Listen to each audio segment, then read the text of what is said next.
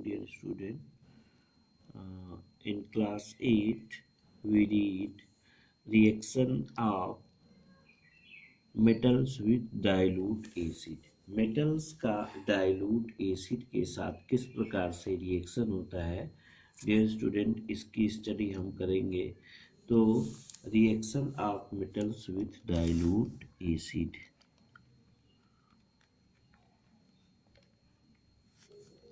Reaction of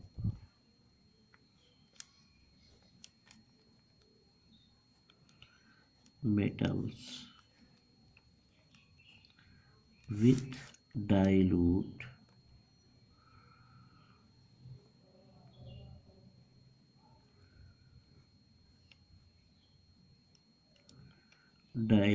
acid. Dilute acid के साथ किस प्रकार से मेटल रिएक्ट करती है, ठीक है। तो जैसे हम कह लें डाइल्यूट एसिड के साथ कैसे रिएक्ट करती है, ठीक है। तो यहाँ पे हम देखते हैं फॉर एग्जाम्पल के तौर पे, फॉर एग्जाम्पल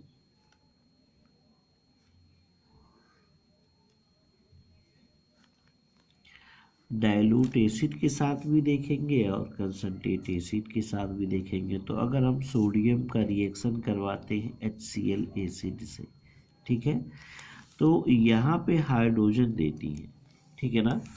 जब मेटल्स रिएक्ट करती हैं किसी एसिड से तो वो क्या प्रोड्यूस करती हैं, hydrogen. They produce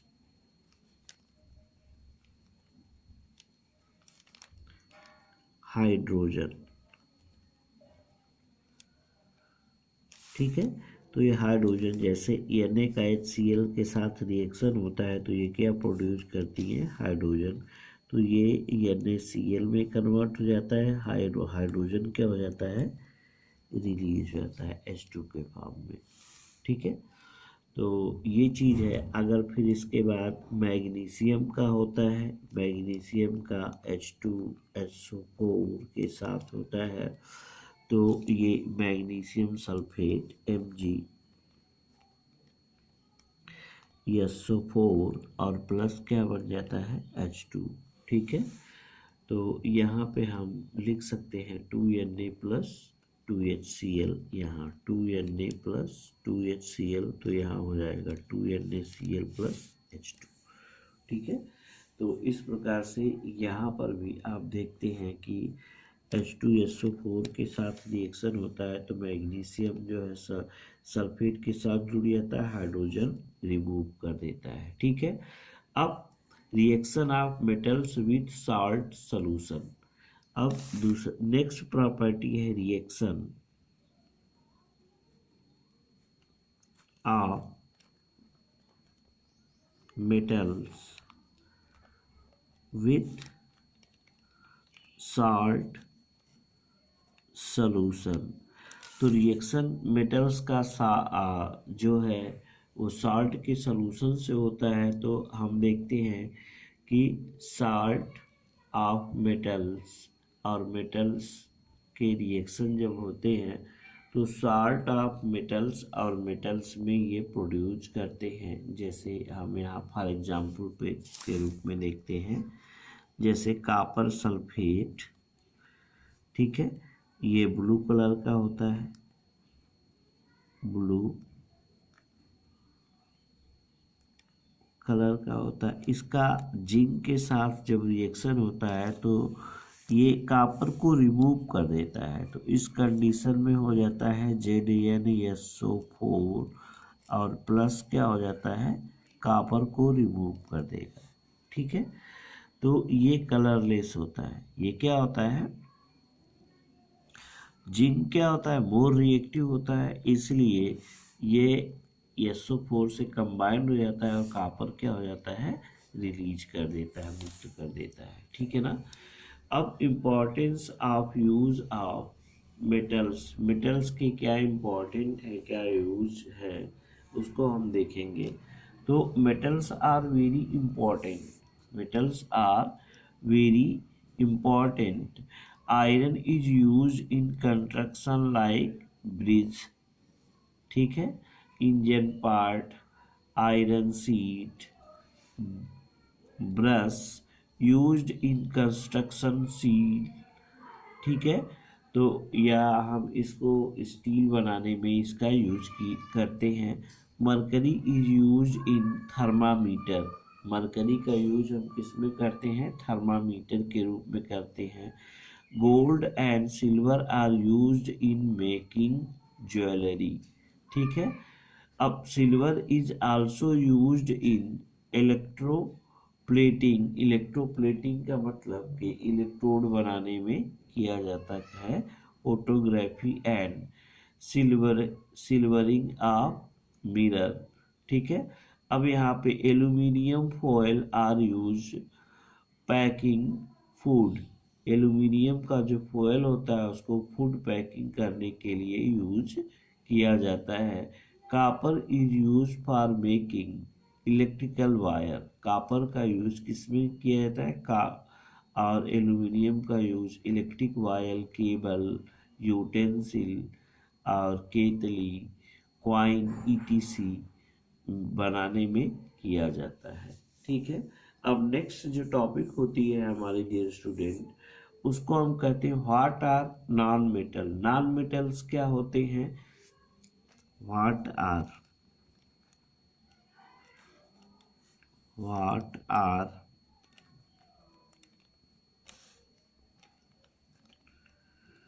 non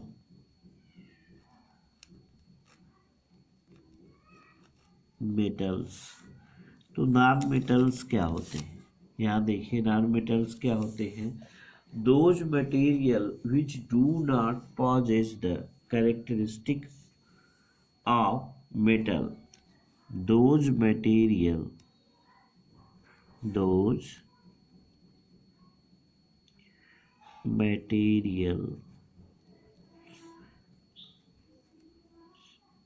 which do not possess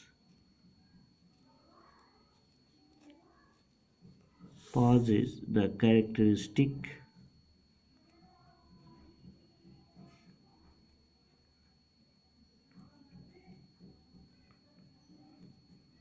of metal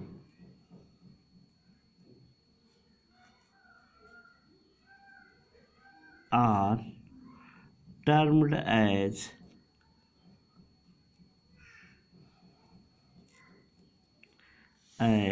non metal. तो उनको हम क्या कहते हैं, नॉन मेटल्स कहते हैं।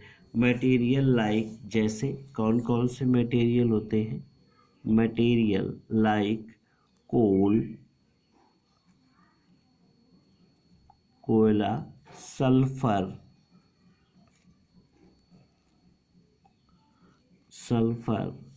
और सॉफ्ट,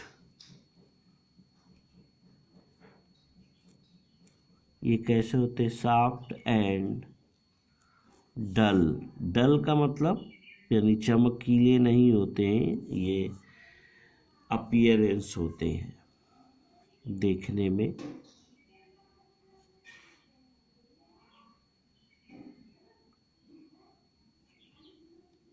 अपीयरेंस यानी ये देखने में कैसे होंगे, काफ़ी साफ नहीं दिखेंगे, ठीक है। एंड ब्रेकन इनटू पाउडरी मास, इनका हम आसानी से पाउडर बना सकते हैं। इट मेक पाउडरी या it is powdery,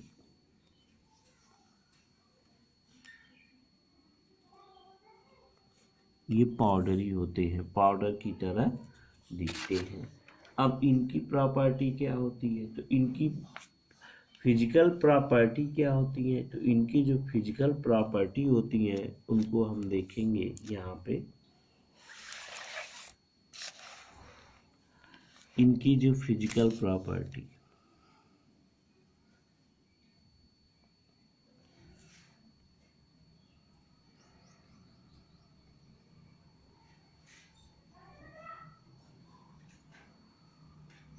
physical properties, ठीक है। तो फिजिकल प्रॉपर्टी ये नॉन मैलिएबल होती हैं, यानी ये फैल नहीं सकती। First, non malleable non malleable होती है। ठीक है, ये कैसी होती है?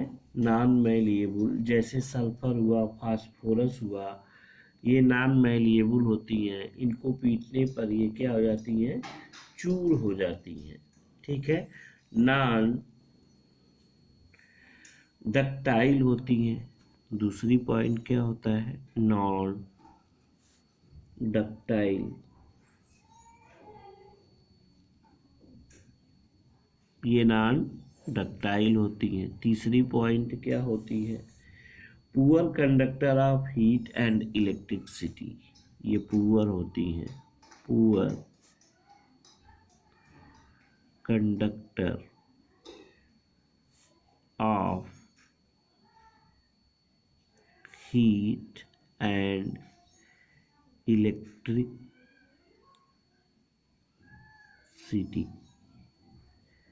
ठीक है, ये पुअर कंडक्टर ऑफ हीट होती हैं और इलेक्ट्रिसिटी होती हैं।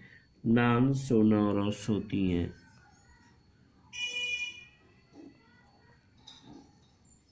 नॉन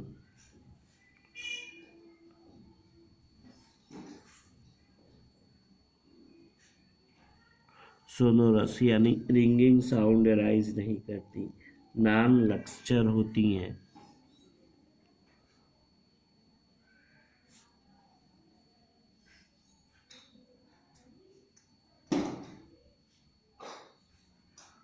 नॉन लस्टरस होती हैं। सॉफ्ट होती हैं। ये सभी कैसी होती हैं? सॉफ्ट होती हैं। सॉफ्ट होती हैं। और फिर इसके बाद कैसी होती हैं? It may be solid, liquid and gas. ये कैसी हो सकती हैं? रूम टेम्परेचर पे। इट मे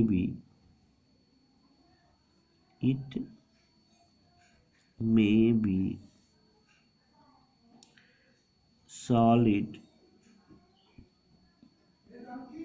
लिक्विड और or gas at room temperature, at room temperature। ये रूम टेम्परेचर पर सॉलिड हो सकती हैं, गैस हो सकती हैं और लिक्विड हो सकती हैं। ये तीनों कंडीशन इसमें पाई जा सकती हैं। ठीक है, अब इनकी जो मेल्टिंग और बॉइलिंग पॉइंट होती है लो होती है। They have low melting and boiling point। इनमें मेल्टिंग और बॉइलिंग पॉइंट क्या होती है? लो होती है। लो टेंसाइल स्ट्रेंथ, लो टेंसाइल स्ट्रेंथ इनकी होती है।